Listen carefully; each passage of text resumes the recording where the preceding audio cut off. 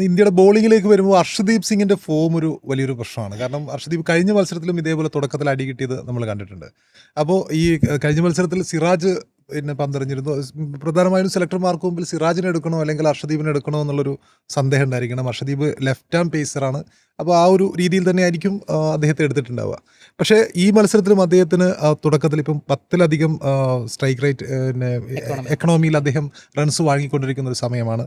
അപ്പം ഈ മത്സരത്തിൽ ഇന്ത്യക്ക് സിറാജിനെ പരീക്ഷിക്കാമായിരുന്നു എന്ന് തോന്നുന്നുണ്ടോ ശരിക്കും?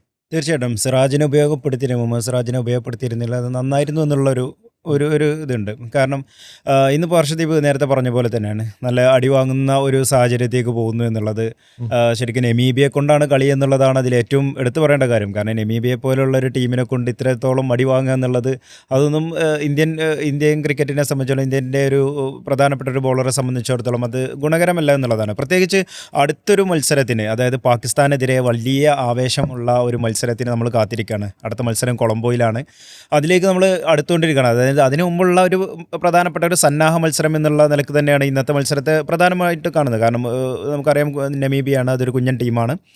പക്ഷേ അങ്ങനെ ഒരു സാഹചര്യത്തിൽ ഒരുപക്ഷെ ഇന്നിപ്പോൾ സിറാജായിരുന്നെങ്കിൽ കഴിഞ്ഞ മത്സരത്തിൽ തിളങ്ങിയ പോലെ ഇന്നും അദ്ദേഹത്തിന് അതൊരു നല്ലൊരു സാധ്യത, അല്ലെങ്കിൽ ഇന്ത്യൻ ബൗളിങ്ങിന് കുറച്ച് കരുത്ത് പകരാൻ സിറാജിന് കഴിഞ്ഞേനെ എന്നുള്ള ഒരു കാര്യം കൂടിയുണ്ട്.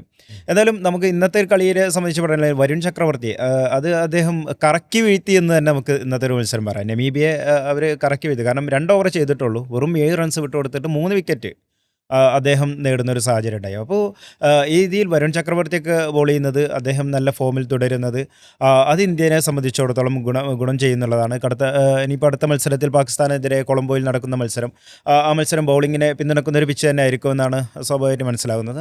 അങ്ങനെയാണെങ്കിൽ വരുൺ ചക്രവർത്തിക്കൊക്കെ സ്വാഭാവികമായിട്ടും ആ ഒരു മത്സരത്തിലേക്ക് അദ്ദേഹത്തിന് വലിയൊരു പെർഫോമൻസ് നടത്താനുള്ള ഒരു സാധ്യത കൂടി. കൊളംബോയിൽ പിച്ച് സ്പിന്നിനെ തുണക്കുന്ന അകമണി ജീവൻ തുണക്കുന്ന പിച്ചാണ്. ഇപ്പം കുൽദീപ് യാദവ് പുറത്താണ്ടിരിക്കുന്നത്. പാകിസ്ഥാനെതിരാണ് മത്സരം. കഴിഞ്ഞ ഏഷ്യ കപ്പ് ഫൈനലിൽ നമ്മൾ എടുത്ത് നോക്കണം, ഏഷ്യ കപ്പ് ഫൈനലിൽ 4 വിക്കറ്റ് എടുത്ത ആളാണ് കുൽദീപ്, അതും ഇതേ പാകിസ്ഥാനെതിരെ.